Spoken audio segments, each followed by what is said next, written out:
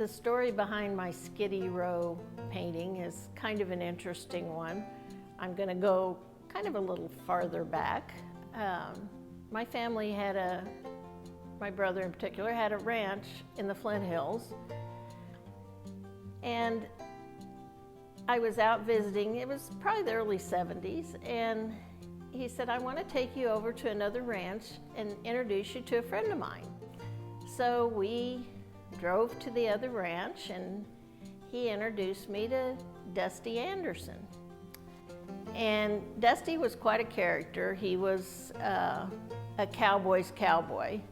I believe he told me that he never even had a vehicle till he was 40 years old. He rode a horse everywhere. So we were talking and he asked what I did, and I said, well, I trained quarter horses. And he says, oh, my wife's in quarter horses. And I said, oh, really? What's her name? And he said, Dolly Anderson.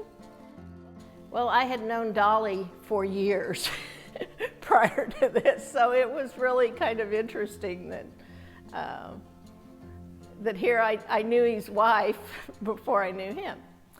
But they lived in a little town called Skiddy, which is now kind of a defunct little railroad town in Kansas, and it's kind of south of Manhattan, Kansas, and in between Manhattan and Junction City.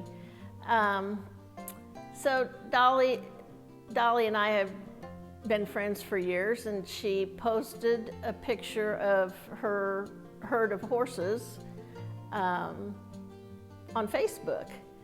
And I just fell in love with the picture. So I used it as a reference picture for Skiddy Row.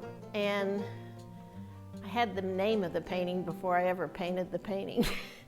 But anyway, that's the story behind Skiddy Row.